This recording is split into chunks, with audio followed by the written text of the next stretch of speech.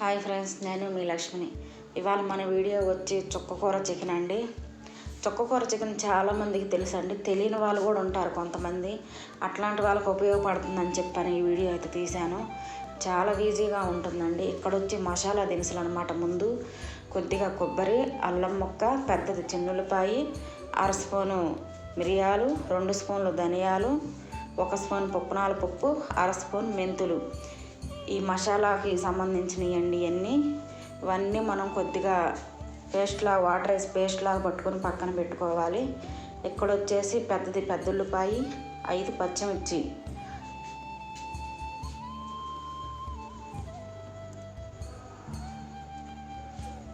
ఇంకెక్కడ వచ్చి మనం ముందుగానే చికెన్ క్లీన్ చేసి పెట్టుకోవాలి. అన్నీ రెడీ చేసి పెట్టుకోవాలండి ముందే. ఇంకా కట్ చేసిన పెద్ద ఉల్లిపాయ, పచ్చిమిర్చి, 2 బిర్యానీ ఆకు మన ఇష్టం అండి, ఉంటే వేసుకోవచ్చు లేకపోతే లేదు. అది వేయాలనేం లేదండి. 1/2 స్పూన్ పసుపు, 1 గంట పెరుగు, తగినంత కారం, తెలియని వాళ్ళకైతే 3 స్పూన్లు కారం,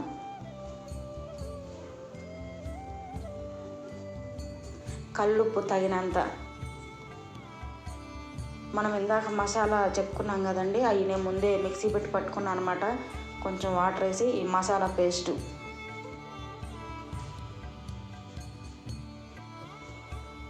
తగినంత ఆయిల్. ఎప్పుడైనా నీసు కూరల్లో కొంచెం ఆయిల్ ఎక్కువే పడుతుందండి, కొంచెం ఎక్కువ వేసుకోండి. మరీ ఎక్కువ కాదు, మనకి ఎంత అయితే సరిపోతుందో అంత వేసుకోవాలన్నమాట. మీకు కొలతల్లో చెప్పాలంటే గొరట గంటలు ఉంటాయి కదండి కూర వేసుకునేవి, ఆ గంటలతో 2 గంటలు. ఇప్పుడు ఇవన్నీ కలిపాక ఒక 10 నిమిషాలు నాననివ్వాలండి చికెన్ని. ఇప్పుడు మనకి ఇక్కడైతే 10 నిమిషాలు అయ్యింది. చుక్క కూడా వాటర్ లేకుండా మనం ఆ మసాలాలు అవన్నీ కలుపుకున్నాం కదండి.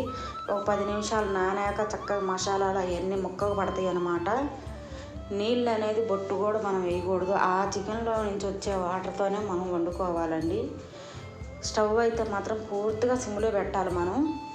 ఇక్కడ చూసారు కదా, మనం చుక్క నీళ్ళు పోయలేదు. ఆ చికెన్లో నుంచి వచ్చిన వాటర్తోనే మన కూర అంతా పూర్తిగా ఉడకాలి. అందుకే నేను సిమ్లో పెట్టుకోండి అని చెబుతుంది. ముక్కంతా మెత్తగా అయిందా కొంచెండి, కనీసం గంటన్నర పడుతుంది మనకి. ఎక్కడ అడుగు కూడా మాడదండి, మధ్యన మీరు చూసుకుంటా ఉండండి ఒకసారి. ఇక్కడ ముక్క ఉడికిందా లేదా అని చూపిస్తున్నాను చూడండి.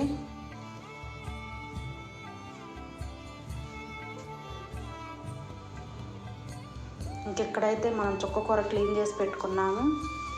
ఇంకా చుక్కకూర అంతా చికెన్లో వేయాలన్నమాట. అది వేసాక కలదిప్పకండి, అదంతా మగ్గిన దాకా ప్లేట్ పెట్టి ఉంచండి. ఇక్కడైతే మనకు చుక్కకూర కూడా చూసారా మగ్గిపోయింది. అప్పుడు కలపెట్టుకోవాలి మనం.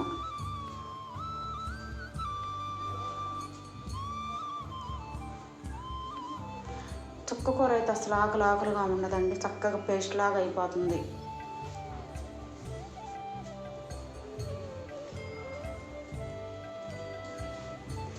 చాలా సింపుల్గా అయిపోయిద్దండి, చాలా బాగుంటుంది కూర అయితే.